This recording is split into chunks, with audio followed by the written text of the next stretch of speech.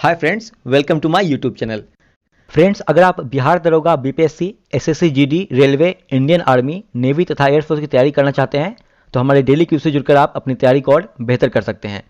हमारे आज के क्यूज का विषय है भौतिक विज्ञान और यह भौतिक विज्ञान घटना चक्र जीएस पॉइंटर के बुक से लिया गया है।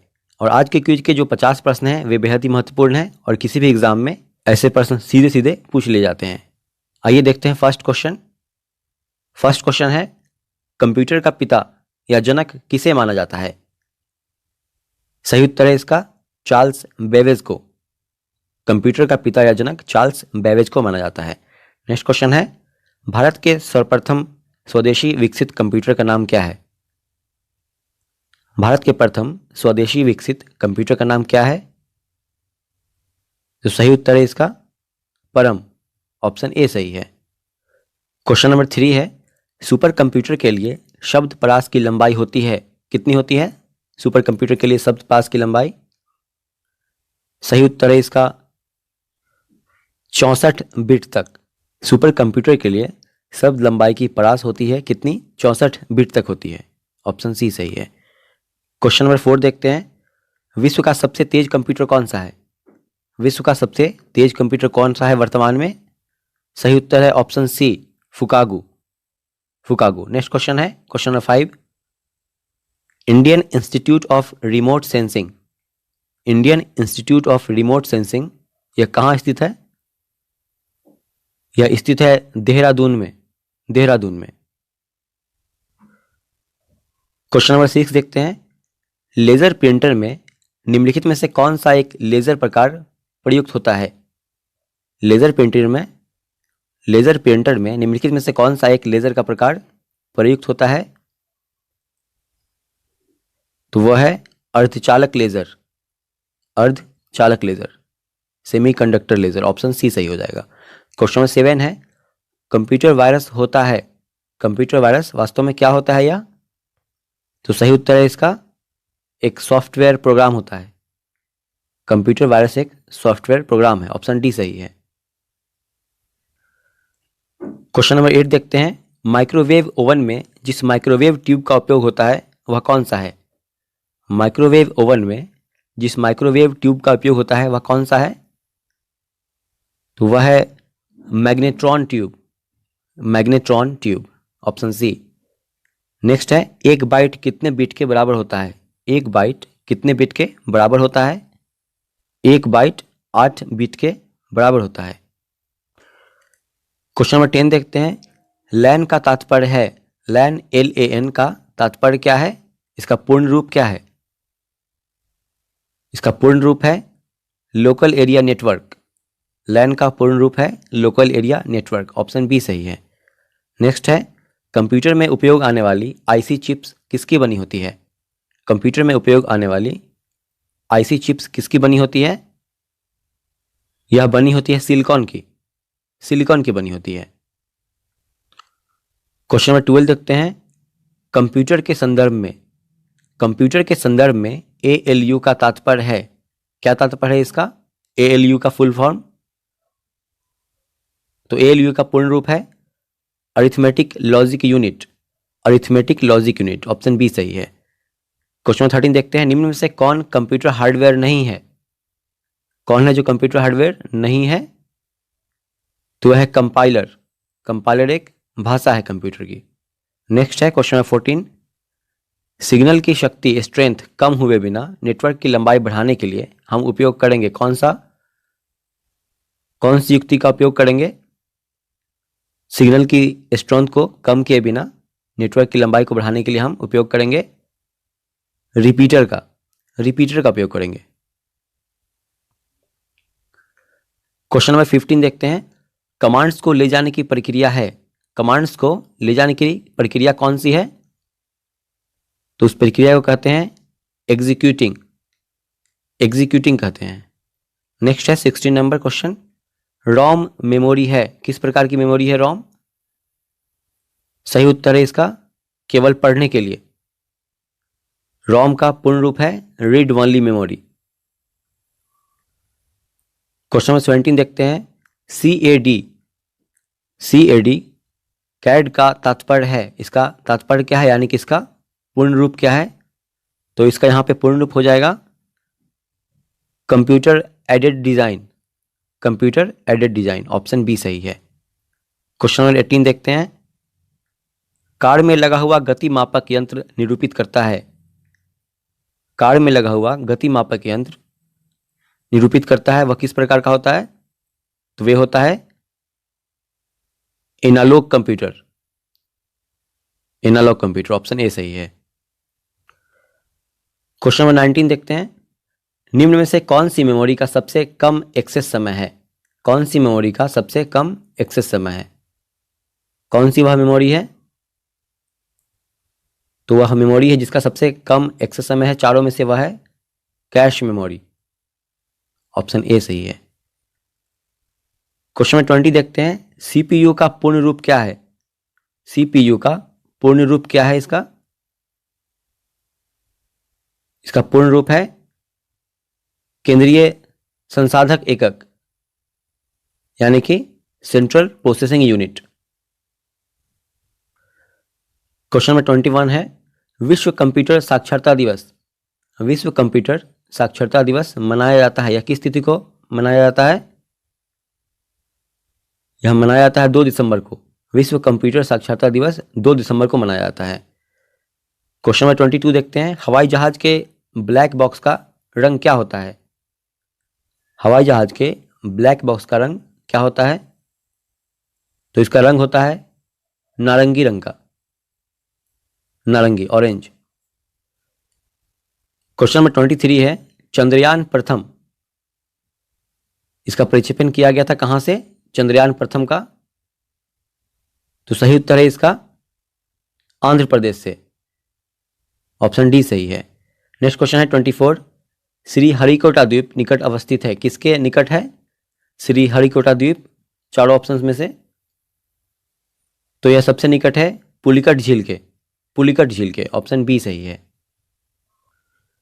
क्वेश्चन नंबर 25 देखते हैं। अंतरिक्ष में भेजा गया भारत का प्रथम उपग्रह है, कौन सा उपग्रह है जो भारत का पहला उपग्रह जो अंतरिक्ष में भेजा गया? तो वह है आर्यभट्ट, आर्यभट्ट। इसे वर्ष 1975 ईस्वी में भेजा गया था। नेक्स्ट क्वेश्चन देखते हैं 26। क्रायोजेनिक इंजन का इस्तेमाल होता है, किस में इस्तेमाल होता है क्रायोजेनिक इंजन का? तो इसका इस्तेमाल होता है स्पेस शटल में, स्पेस शटल में। ऑप्शन सी सही है। आइए फ्रेंड्स क्वेश्चन नंबर 27 देखते हैं। भारत का पहला रिमोट सेंसिंग सैटेलाइट छोड़ा गया था, कहां से छोड़ा गया था भारत का पहला रिमोट सेंसिंग सैटेलाइट? यह छोड़ा गया था बैंकानूर से, बैंकानूर से छोड़ा गया था। ऑप्शन ए सही है। नेक्स्ट क्वेश्चन है 28। ऑटो हॉर्न ने अणु बम की खोज निम्न सिद्धांत के आधार पर की। ऑटो हॉर्न ने अणु बम की खोज निम्न में से किस सिद्धांत के आधार पर की थी? सही उत्तर है इसका ऑप्शन बी, नाभिकीय विखंडन के आधार पर, नाभिकीय विखंडन के आधार पर। क्वेश्चन नंबर 29 है। किसी गैस में उत्पन्न ध्वनि तरंग सदैव होती है, किसी गैस में उत्पन्न ध्वनि तरंग सदैव किस प्रकृति की होती है? तो यह होती है अनुदैर्ध्य, अनुदैर्ध्य प्रकृति की। ऑप्शन बी सही है। क्वेश्चन नंबर 30 देखते हैं। किसी यंत्र द्वारा 20,000 हर्ट्ज से अधिक की आवृत्ति कहलाती है, क्या कहलाती है 20,000 हर्ट्ज से अधिक की आवृत्ति? तो यह कहलाती है अल्ट्रासोनिक, अल्ट्रासोनिक। इसे परासर्व ध्वनि भी कहते हैं। ऑप्शन सी सिलेक्ट कर लेंगे। क्वेश्चन नंबर 31 है। पिछले दिनों लॉन्च किया गया भारत का पहला परमाणु मिसाइल ट्रैकिंग जहाज का नाम क्या है? पिछले दिनों लॉन्च किया गया भारत का पहला परमाणु मिसाइल ट्रैकिंग जहाज का नाम क्या है? इसका नाम है आईएनएस ध्रुव, आईएनएस ध्रुव। ऑप्शन बी सही है। नेक्स्ट है। किसी कंप्यूटर के प्रोग्राम में बच्चों द्वारा प्रयुक्त भाषा कौन सी होती है? किसी कंप्यूटर के प्रोग्राम में बच्चों द्वारा प्रयुक्त भाषा कौन सी होती है?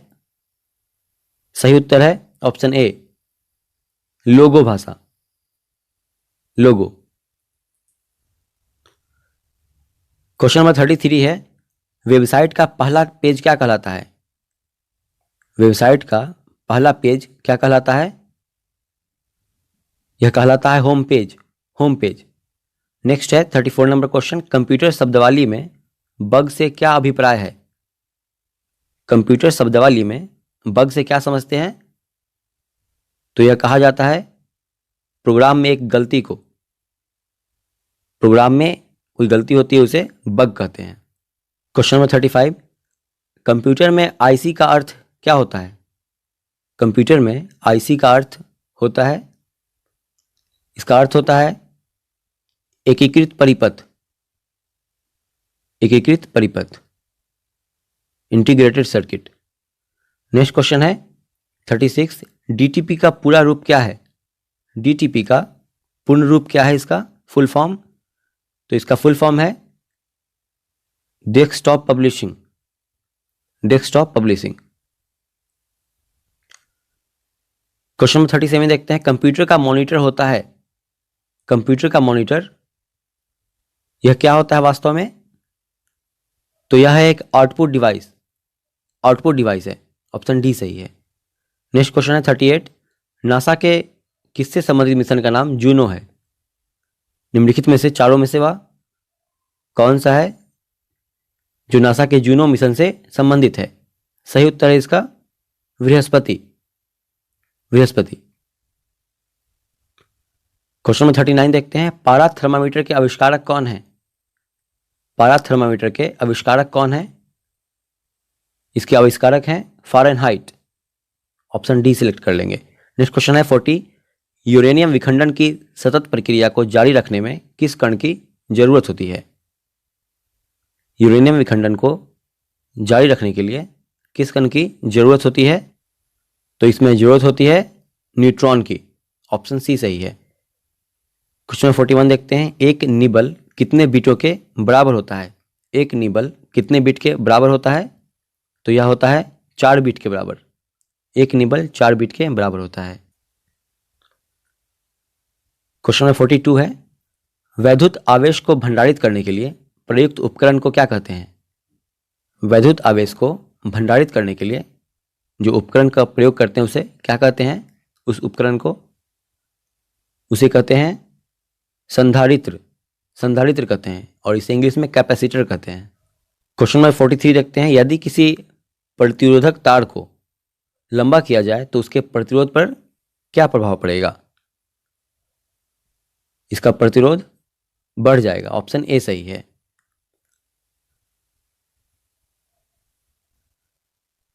क्वेश्चन नंबर 44 है, उपग्रह संचार के लिए कौन सा विद्युत चुंबकीय विकिरण प्रयुक्त किया जाता है? उपग्रह संचार के लिए कौन सा विद्युत चुंबकीय विकिरण प्रयोग में लाया जाता है? तो वह है सूक्ष्म तरंग। क्वेश्चन नंबर 45 है, जो ठोस उच्च ताप पर विद्युत का वहन करते हैं परंतु न्यून ताप पर नहीं, वे क्या कहलाते हैं? जो ठोस उच्च ताप पर विद्युत का वहन करते हैं परंतु न्यून ताप पर नहीं करते हैं, वे क्या कहलाते हैं? तो वे कहलाते हैं अर्धचालक, अर्धचालक कहलाते हैं, सेमीकंडक्टर।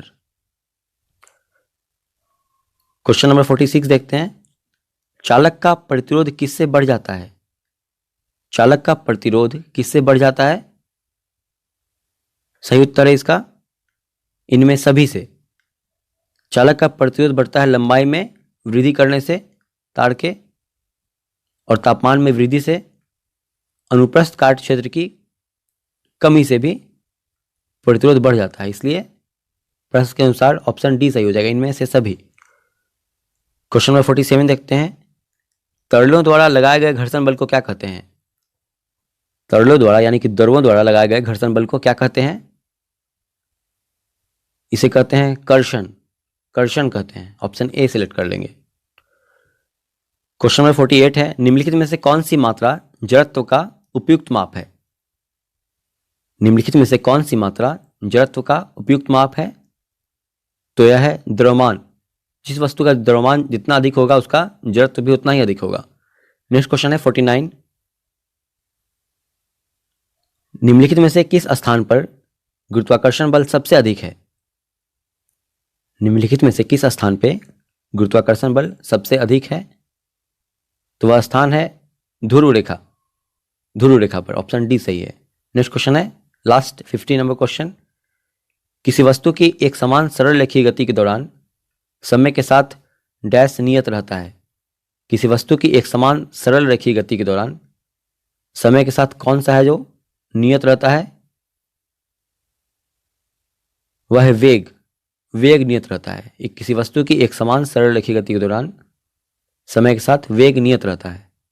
ऑप्शन बी सही है। आइए फ्रेंड्स, आज का रिजल्ट देख लेते हैं अब। आज के हमारे टेस्ट का विषय था भौतिक विज्ञान, और आज के जो भौतिक विज्ञान के सारे प्रश्न थे, 50 प्रश्न, वे घटना चक्र जीएस पॉइंटर के बुक से लिए गए थे।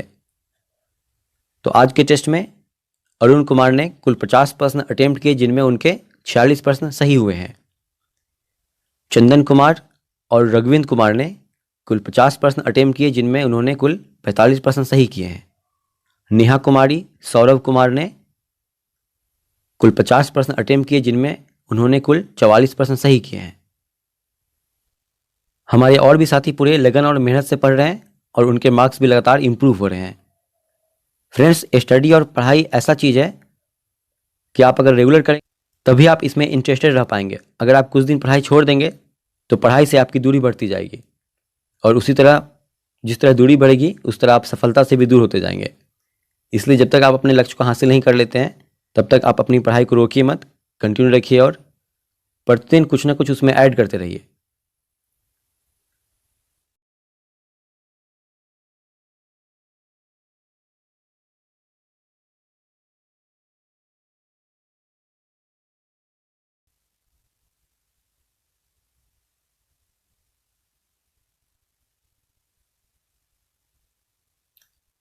ओके फ्रेंड्स, मिलते हैं नेक्स्ट टेस्ट में।